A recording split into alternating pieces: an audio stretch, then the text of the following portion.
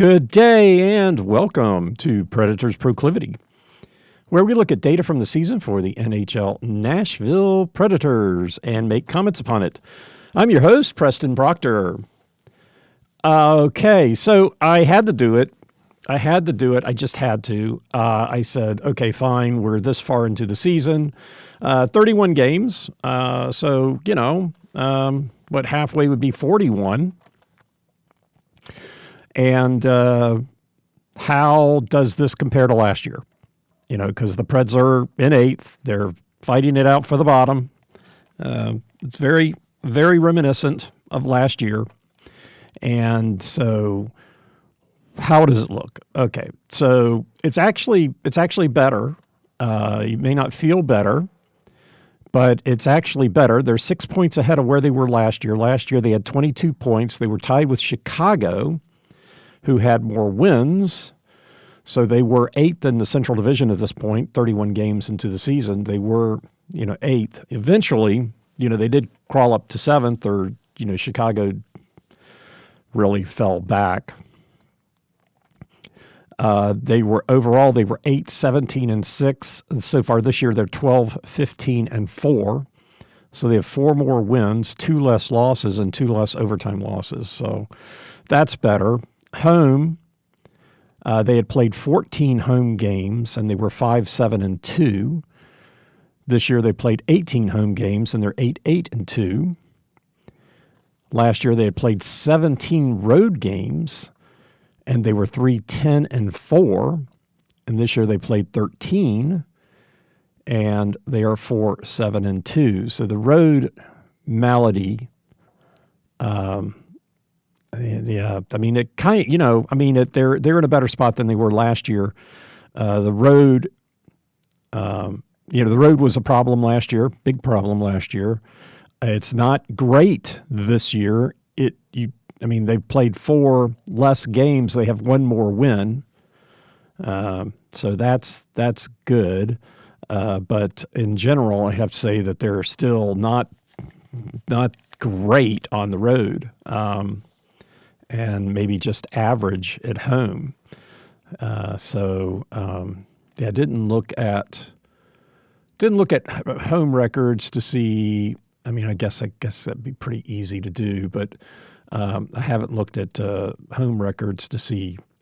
Oh, what the heck? Let's just do it. We're right here.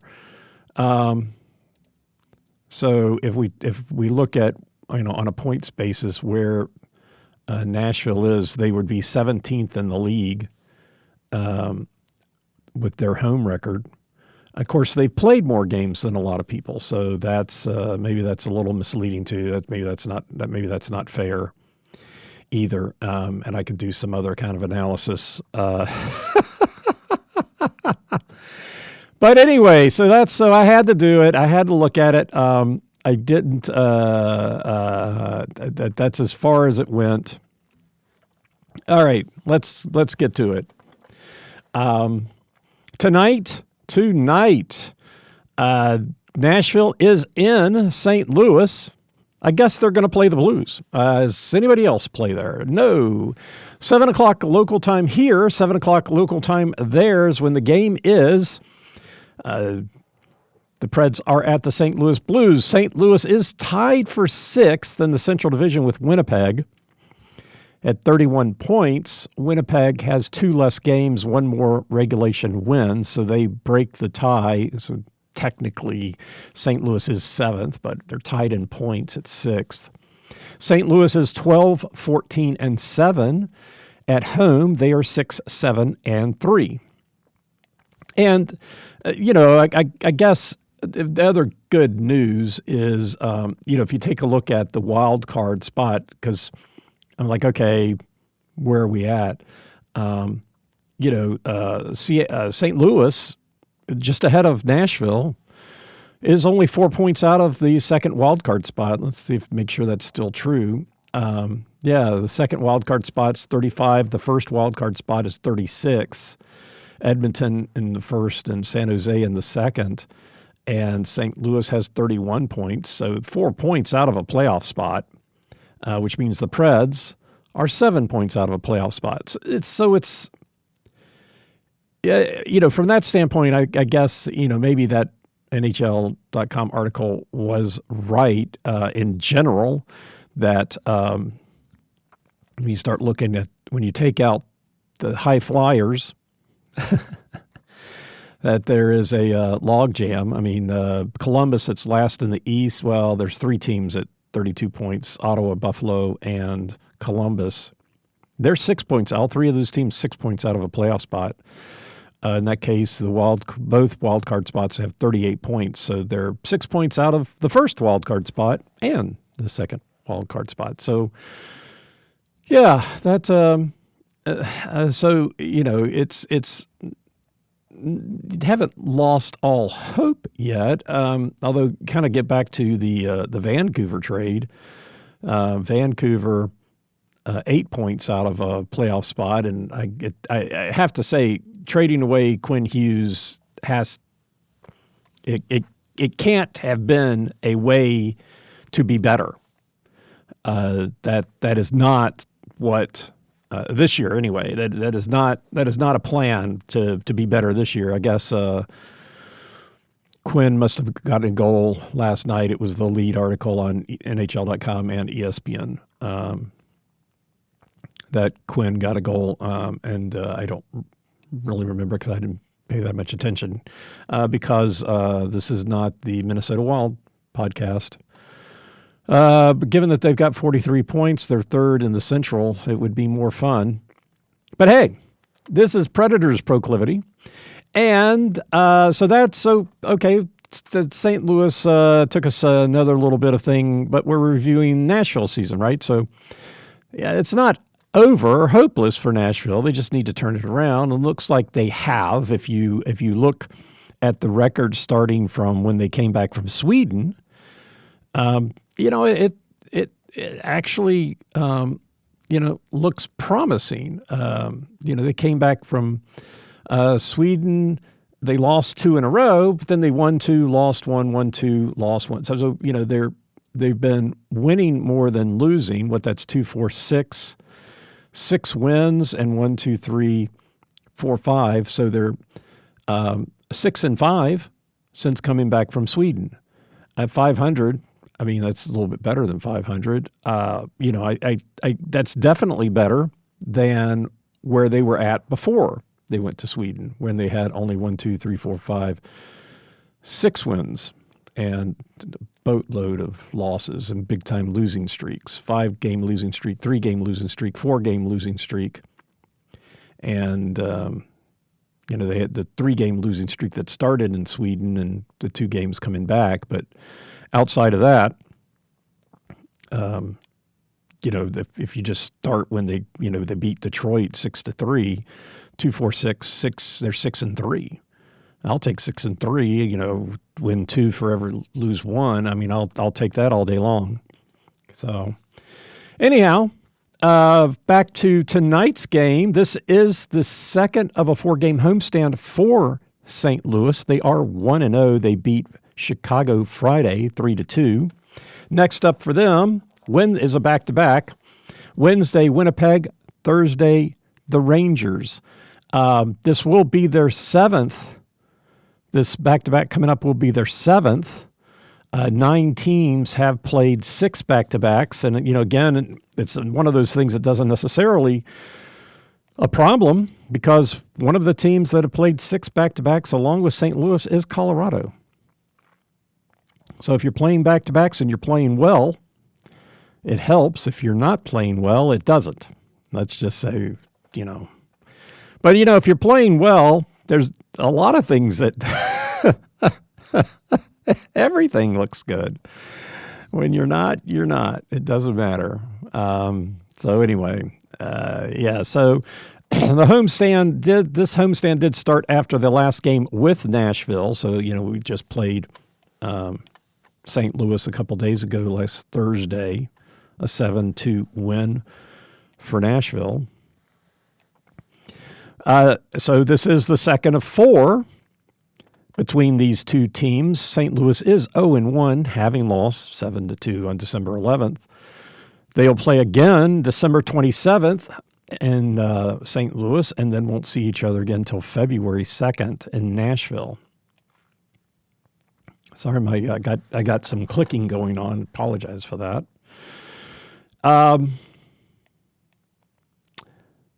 So last year, St. Louis did sweep the series, and it was similar in that they played 3 games in the same month. This year they're playing 3 games in December. Last year they played 3 games in March. So the first game was in December, and then 3 in March. And this year, 3 in December and 1 in February. It's a schedule. So they do have one new person out from when we played a couple games ago. Number 81 left wing Dylan Holloway listed day-to-day as of yesterday, expected back today. So who knows? Number 13 right wing Alexei Torpochenko expected back today.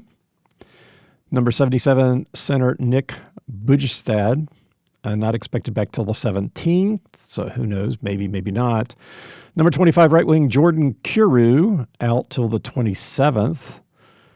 Number 21, right wing Jimmy Snuggerud, expected back January 13th. And number 26, left wing Nathan Walker, not expected back until February 26th.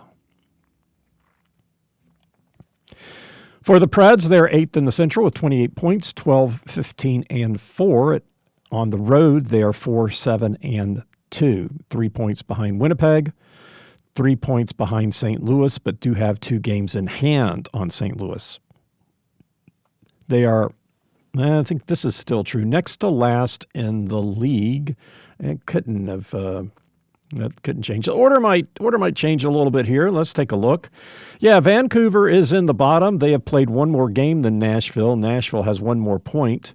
Next up are Seattle and Calgary. Seattle and Calgary, they're making a appearance here. What did I have? I had Calgary Buffalo. Buffalo must have won again. Buffalo was at 30 points. Yeah, 1 win, and they jump way up from the bottom. So 30 points, 2 points ahead of Nashville are the Flames and the Kraken. The Kraken have played 1 less game, and Calgary has played 2 more. So there you go. And then you get to the St. Louis and Winnipeg. Then was Ottawa, Chicago, Buffalo, and Columbus all at 32 points with 4 points ahead. So that's the bottom of the league there. Kind of a log jam. Seattle has played the least games of all of those 30, and St. Louis, Calgary have played the most, 33. So this is the second of a 2-game road trip. They did lose to Colorado the other night, so they're 0-1 on this road trip. The next 3 games are at home. The Wednesday, Carolina comes to town to wrap up the whole 6 games, 3 teams, home and away series concept. And then over the weekend, there's a back-to-back. Toronto comes on Saturday, and then the Rangers come on Sunday. The Rangers and Mr. Jonathan Quick coming on Sunday. We're going to make a game day decision. If Quickie is in goal, we're going to go. But not sure yet. I mean, New York is playing a back-to-back too. Not sure if Toronto is or not, but I haven't looked that far. But I was looking at the Rangers schedule because we're Jonathan Quick fans here. They are going to be in a back-to-back. So Toronto is also in a back-to-back. They're playing here at Nashville, and then on Sunday they go to Dallas. I forget where. Who New York is playing on Saturday, but yeah. So they're all 3 of those teams playing back to backs. The Nashville and the 2 teams that they're playing. So. It might be at the Ranger game, may not. We'll see. Ticket prices didn't look too bad when I looked the other night. But again, I think it'll be a game day decision whether we go. If Quickie's going to be in goal, we're definitely going. If he was in goal on Saturday, we may or may not. It's hard to, we'll, like I said, decide about that later. Anyway, so that's the upcoming 3 games at home for the Preds. Zachary Herrera on personnel changes. Zachary Herrera still listed as injured, but has been loaned to Milwaukee. So he is not with the Preds anymore, but still, last I saw, injured. One thing I tried to look up, see how you find out injury reports in the AHL, and I was unsuccessful in my brief attempt. But I assume he was not listed as having come off being injured. Just now he's loaned to Milwaukee. So that leaves us with number 36 right wing Cole Smith, who is originally supposed to come back today, and then it was the 11th, and then the 13th. Now it's the 15th again. So we'll see. We'll see if Cole Smith comes back or not. Number 20, defenseman Justin Barron had been scheduled to come back today, but that has moved to the 21st, so we're not expecting to see him. And then number 89, center Ozzy Weisblatt, still listed February 26th. So those are the Preds personnel issues. All right, which takes us to statistics. So we are on the road, and so in the Colorado game, I don't think this went very well. Colorado got the first goal. They won the first period. They won the second period, and the third period was a tie. Not a tie if you take out the empty net, but still a tie. So lose 2 periods, you're going to lose the game. McKinnon did get a goal. The Preds did get a power play goal, so that's good. But that's what happened in the last game. So they didn't get the first goal, and they lost. So what have we got? We have 13 away games, so we're starting to get a little bit better, a little bit more numbers. Numbers we've got don't look good on the road. If they get the first goal, they're 2-0-1. 2 of those happened in the second period. Interestingly enough, Preds have only gotten now 3 goals, right? If they don't get the first goal, they're 2-7-1. The opponents have gotten the first goal in the second period once, and that was a loss for the Preds. So 2-6-1 if it happens in the first period. And the Preds are 1-0-0 if they get it in the first period. They only have 3 goals. That's got to change. This first period in the road has got to change. Just ridiculous. So bad. By period, winning by period. Let's move on to that. Of course, the first period, they've only gotten 3 goals, so they're 1-9-3. 1-9-3 in the first period. And of course, they lost the other night. They also lost the second period the other night, so they're now 3-5-5 in the second period. And they tied the third period. They're 6-5-2 in the third. And then if you want to look at the overtime, they're 1-2-0 in overtime. When they get the first goal, yes, they're 1-0-2 in the first period. When they get the first goal, they're 1-0-2 in the first period. In the second period, they're 2-1-0 in the second and 2-1-0 in the third. So when they get the first goal, they have good, 3 data points, but that's at least, positive across the board in all 3 periods. 1-0 in overtime. Skip that one. When they don't get the first goal.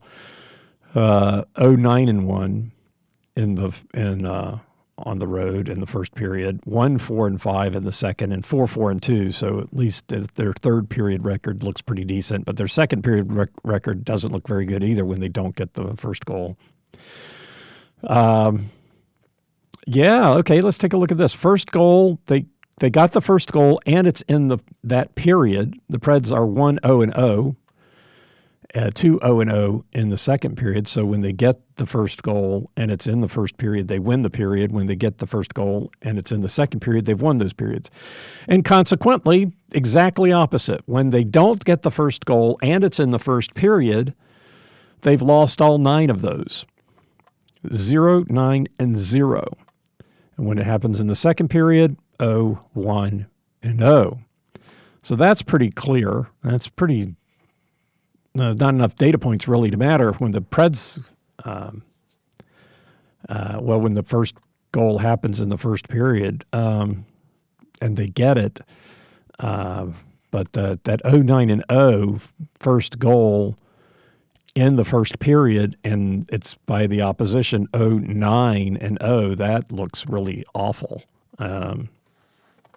So the Preds aren't playing well in the first period. They're not playing that well on the road. And when they don't get the first goal, it's like, I guess, in some ways you can just say the game's over at this point. They've definitely got to turn that around. I don't really know what their problems are on the road, but they have a lot of problems on the road. That is the thing that definitely seems to be indicative. All right. Well, let's just go through the correlations, and we'll do the ones on the road. In the first period, when they win the first period, they are 1-0. So the one time they won the first period, they did win the game. The 9 times they have lost the second period, they are. No, I misread that. 0, 9, and 0 means that they lost that period, right? Well, I guess it makes sense. It's still the first period of 3. Yeah. All right, moving on. Okay, I just misreported that number. Those numbers that I was at before were when lost that period, not the game. And I think I said game. Now we're talking about the game. 9 times they've lost the first period. 9 times they have lost the first period on the road, and they're 2-7. So they have come back to win 2 of those games after losing the first period. When they tied the first period, they're 1-2. In the second period, the 3 times they've won the second period, they're 2-1 in those games. Losing the second period 5 times, 1-4, and the same for tying the second period 5 times, 1-4. The third period, 6 times they've won it, and it's a coin flip, 3-3. 5 times they've lost it, and they lost all of those. And twice they tied it, and they're 1-1. So the only clear thing here in the third period is if they lose it, they lose the game. If they tie it or win it, then it's a coin flip. Taking out the empty nets shows a different picture. 7 times they have won the third period with no empty nets, but they're 2-5 in those games. 3 times they've lost the third period, and they lost all of those. And then so finally 3 times they tied the third period when there's without the empty nets, and they're 2-1 in those games. Looking at the combinatorics, what did they do the other night? They lost the first and lost the second. That's now happened 3 times, and they lost all 3 of those games. That's not surprising. You lose 2 periods, you're going to lose the game. That's kind of be interesting if there was a way for me to calculate that metric, but I can calculate it for the Preds because I've got this data down. I care about win and loss for periods, and the NHL doesn't carry that data. at least where I can see it. Sure, somewhere that information is really readily available. Losing the first and tying the second is something that has happened the most, which didn't happen the other night, but 5 times, and not good for the Preds, 1-3-1. There's only one other scenario that has happened more than once, and that's to tie the first and win the second. That's happened twice, and the Preds are 1-0-1 in those circumstances. Scenarios that have not happened, interestingly enough, tying the second period has only happened when they've lost the first. So when they've won the first or tied the first, they have not tied the second. So that has not been the case. And then losing the second has happened in all scenarios. Winning the first, tying the first, both happened once. Winning the first was a win. Tying the first, losing the second was a loss. And then they have not won the first and won the second. So that hasn't happened at all, but they have lost the first and won the second, and they're 1-0-0 in those games. The winning goal the other night, that would have been the second period, right? Because the Preds scored 2 and Colorado got their third goal in the second period. So the second period, and so that brought the second period to the same point on the road as the third. So Preds games on the road 4 times in the second period, 4 times in the third, 3 times in overtime, and only twice in the first. So 31% of the time the winning goals being scored in the second, 31% in the third. Overall, it's the second and third are tied as well. 9 times the second, 9 times in the third. 6 times, and then the next most is overtime. 6 times over. These overtime that just cracks me up. But I mean, I guess it's not unnormal. I mean, there's a lot of overtime games. So it seems to be home team win, road team win. So the home team did win the other night. They got it in the second period. So the second period does have twice as many wins as everybody else. So 6 times the home team has gotten the winning goal in the second period, 3 times for the first, third, and overtime, and twice in a shootout. 17 times the home team has won, 14 times the road team has won, and when the road team has won 43% of the time, 6 of 14, it happens in the third period. Overtime and second are second with 3, and then the first period has 2. That's funny. As far as goal scoring goes, they did get outscored 2-1 by Colorado the other night, and so that extended their being outscored in the first period, but at least they got a goal, so they're 50% more goals than they had coming into Colorado. They're being outscored by 14 in the first period, 3-17. Now, even when they've won the game, they're being outscored 1-2 in the first period. The second period doesn't look as bad, 9-13. They did get outscored the other night, 1-0 in the second. And then in the third period, it was a tie with empty net for them, and I think the goaltender was pulled, so 6-on-5 for the Preds. But they are outscoring the opponents 21-17 in the third period, so that's at least good. 10-3 when they win, 11-14 when they lose. So they're only being outscored by 3 in the third period when they lose, and they've lost 7 games. So that's less than it's not even half a goal. They're being outscored by half a goal a game when they lose. So that's not so bad. The first period is definitely the biggest problem. Second period when they win 4-3, so outscoring 4-3, but four games.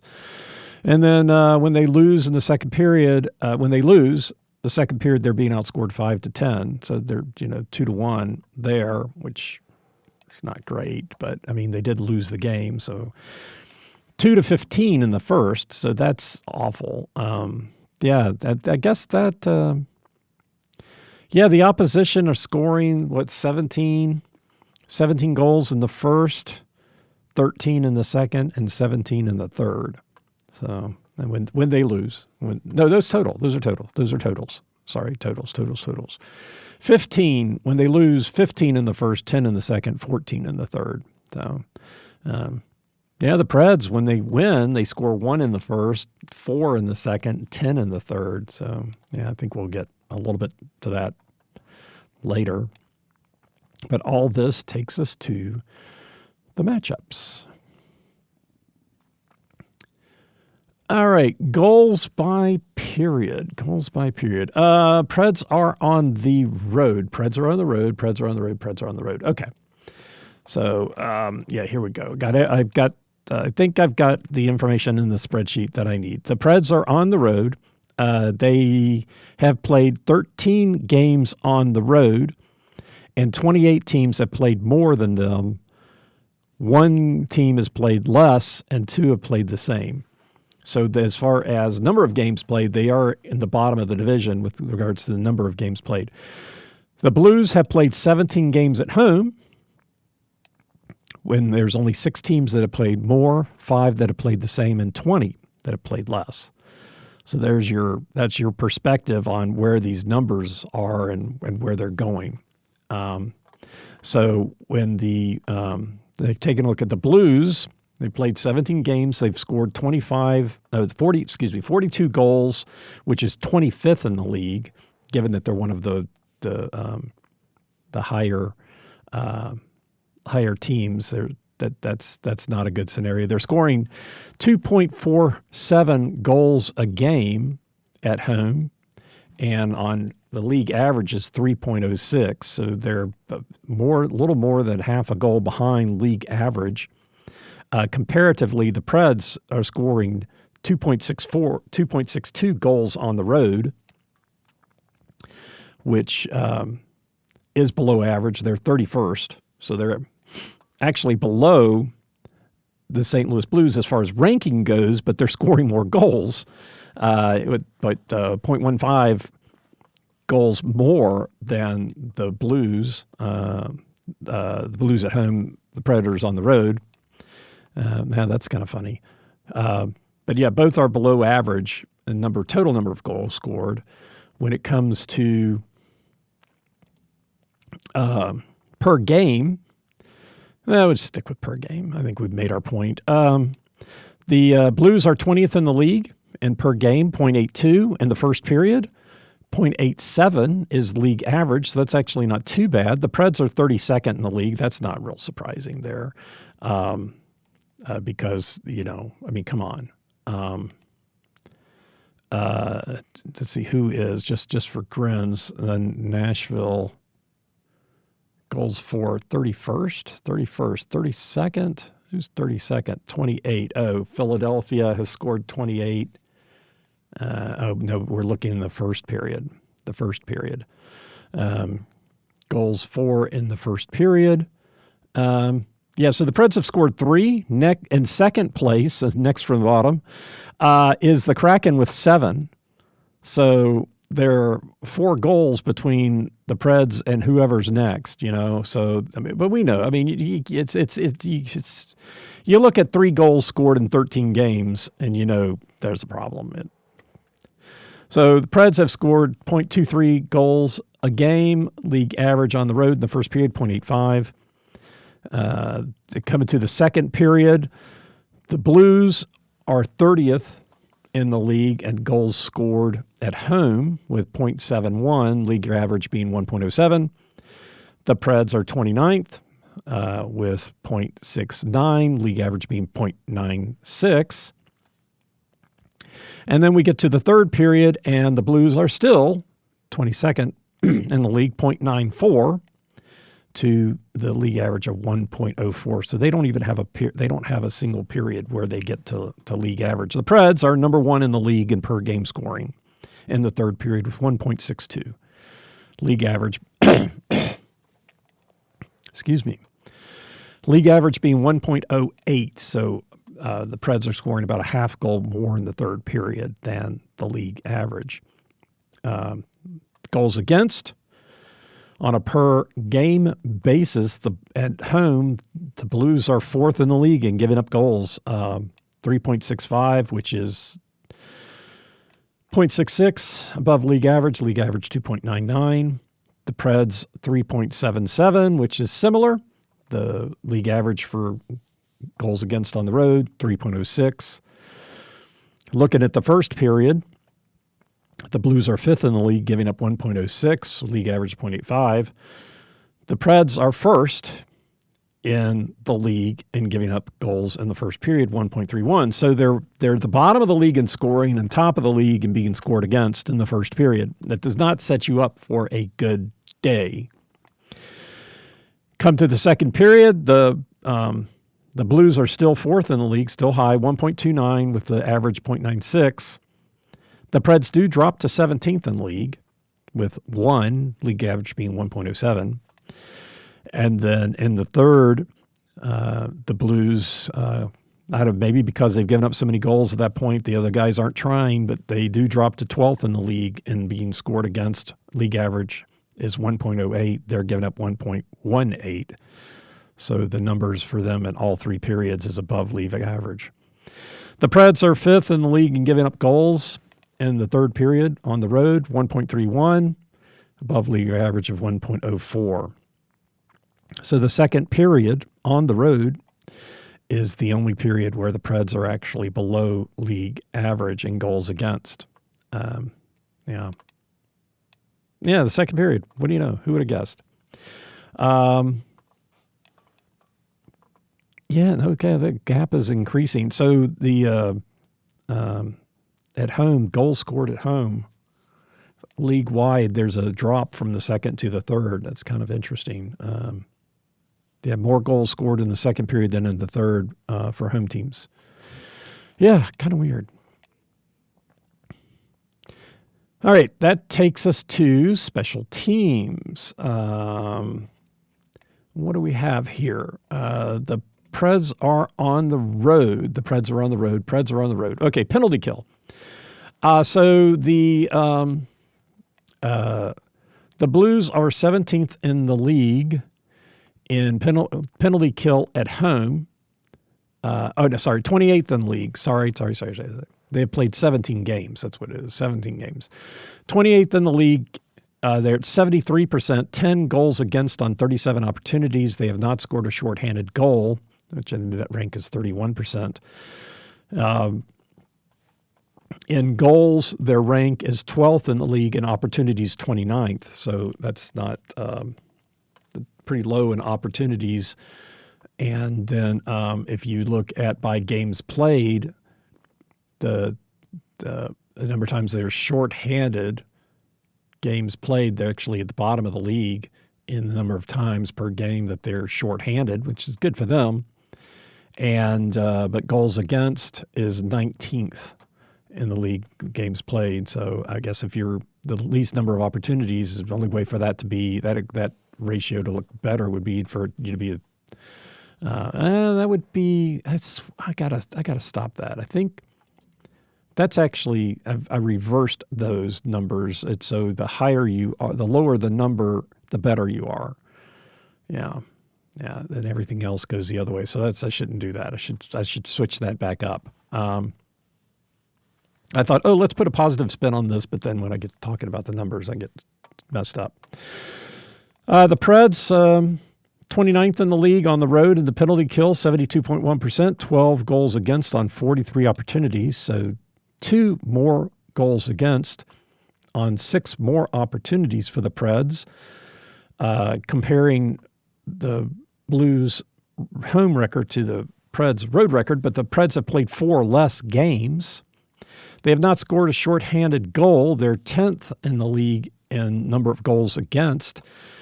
And remember, there are 28 teams that have played more games, and they're 28th in opportunities. When you take in the count the per game, they're 13th in the league per game on goals, total shorthanded. Number of times, I guess the opportunity, I need to swap those up too. It needs to get in the same order.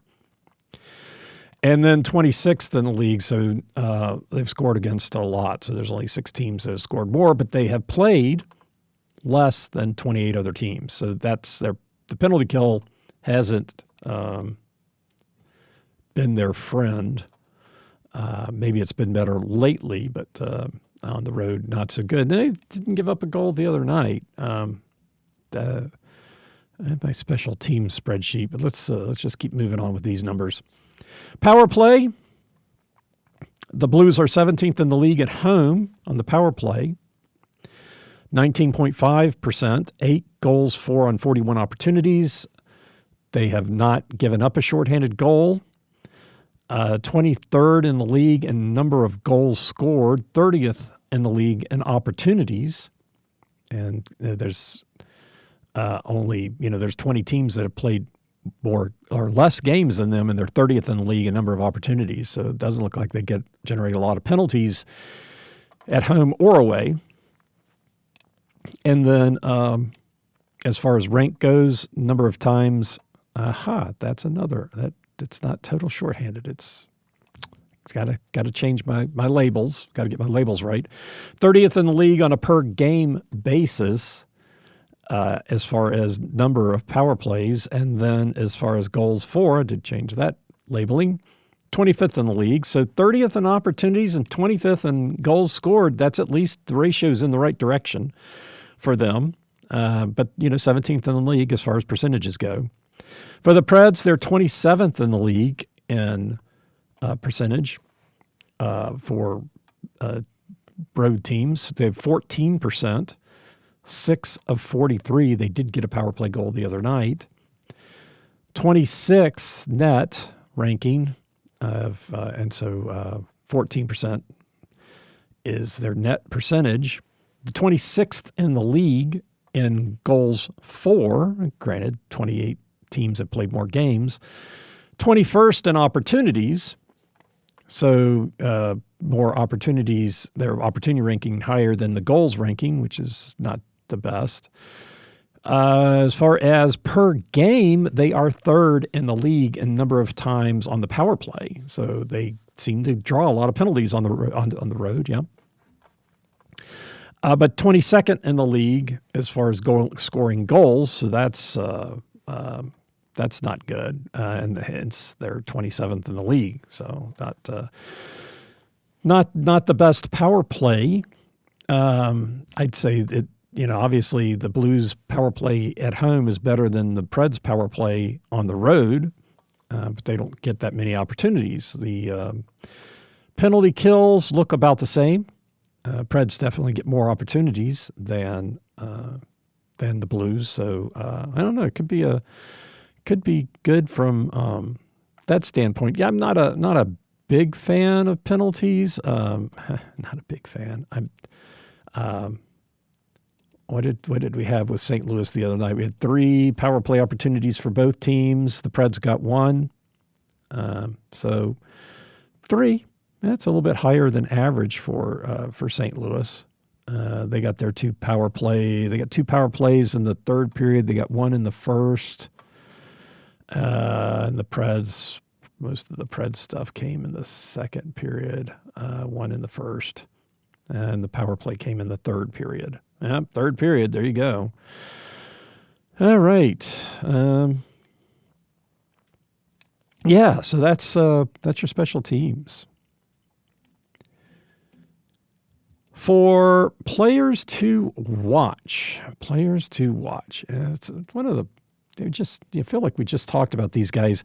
The thing that was kind of interesting in the last game against St. Louis was that they had just called up this McGing, and he got a goal. He got the first goal, I think, for St. Louis. That first game was a 7-2 win for Nashville. At home, the top goal scorers, there's 2 of them, Carew who is out injured, and number 81 left wing Dylan Holloway, 6 goals.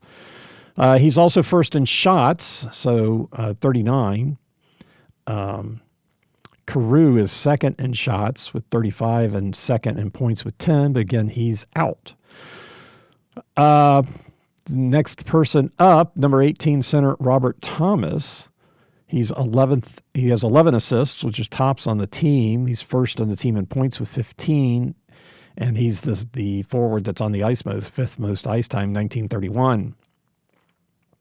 Number 70 center Oscar Sundquist is second on the team in assists with 7, so there's a 4-point gap between first and second. And they have Parayko, I don't know, number 55 defenseman Colton Parayko, first on the team in ice time at 23. But then they've got 2 players with over 20% shooting percentage. Matt Luff, 1 goal on 3 shots, 33%, tops on the team, number 39. And number 51 defenseman Matthew Kessel, 2 goals on 7 shots for a 28.6% percentage. But I think we can pretty much ignore those. I guess Thomas did get the other goal, so the guy with the assist and points lead, number 18, did get the assist lead. So I guess the 2 people to pay attention to would be 18 and 81. So 1, 8 in whichever order you want, the 2 guys to watch. Otherwise, you'd have to say that there's a lot of equity on the team. And so, necessarily getting... Not like, Colorado, where McKinnon is so outpacing everybody else on the road at home, period. For the Preds, number 71 right wing Matthew Wood, first on the team in goals on the road with 7 on 25 shots, so he's first on the team at a 28% shooting percentage. Stamkos is second on the team in goals, number 91 center Steven Stamkos with 5. He's second on the team in points with 8 and second on the team in shots with 30. And then tops on the team with assists are number 77 right wing Luke Evangelista and number 90 center Ryan O'Reilly. Both have 7 assists for tops on the team. That puts O'Reilly first on the team with points with 11. Evangelista and Stamkos are both second on the team with points with 8, along with Michael Bunting, who also has 8 points. Riley, 5th on the team in ice time, 1913, the forward you'll see the most on the ice. And then Roman Josi has the most ice time, 24-11, number 59. And then Forsberg's main stat on the road is number of shots, 35, number 9, left wing Philip Forsberg. In the last game, the Preds scored 7 goals. Stamkos got 4 of them. So, now he went from... that was a home game though, so that wouldn't explain. Yeah, that was a home game against St. Louis. Yeah, that was a home game against St. Louis. So that would not have propelled Stamkos up on the road stats. It would make him look better on the home stats. Speaking of home stats, number 24 defenseman Spencer Stastny, who just got traded away, was second on the team in assists. That's along with a couple other people, but he is no longer with us. He is now with Edmonton. So that's your people to watch. From a momentum standpoint, St. Louis at home is 6-7-4. They've got just about the same record at home and away. I think they're 6-7-3 on the road. They won their last game after losing to Nashville, so which was the end of a 2-game losing streak for them, winning the last game against Chicago. They are 1-0, so that makes them 1-0 on this homestand. The last homestand was a single-game homestand. They lost to Boston 2-5. Against the Central Division, they are 3-4-0, having beaten Dallas, Utah, and Chicago, and lost to Minnesota, Chicago, Utah, and Nashville.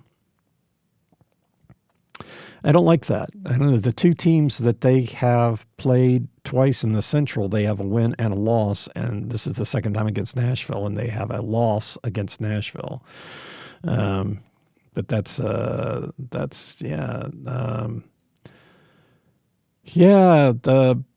Blues are in a kind of a, what I said, 2 loss, 2 wins, 2 loss, 2 wins, 2 loss.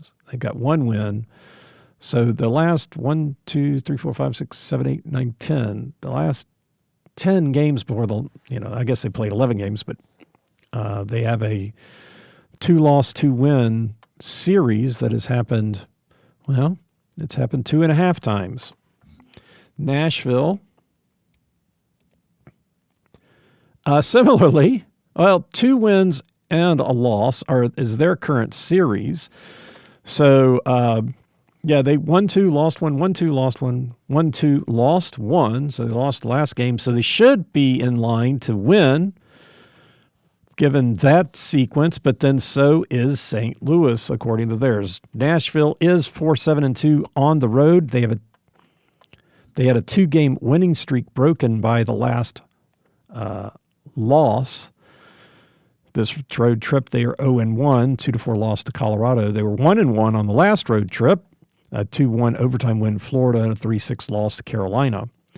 They are 3-6-2 versus the Central, having beaten Chicago, Colorado, and St. Louis, losing to Dallas twice, Winnipeg twice, and Colorado twice. So 3 teams, 2 losses amount to the 6 losses that they have in the Central, and their overtime losses to Utah and Minnesota. So that's, there's somebody's streak is going to end tonight. I predict it's going to be St. Louis's. I think the Preds are gonna show up. I think they're going to show up, and they're going to score more than 1 goal in the first period. Hey, Stamkos got 4 the other night. Guy we haven't talked about much is Marcia Show. Marcia Show is, if I cursed him now, Marcia Show is going to get multiple goals in the first period tonight. Preds are going to win, and off we go. All right. Well, thanks for listening. I'm Preston Proctor, and you've been listening to Predators Proclivity.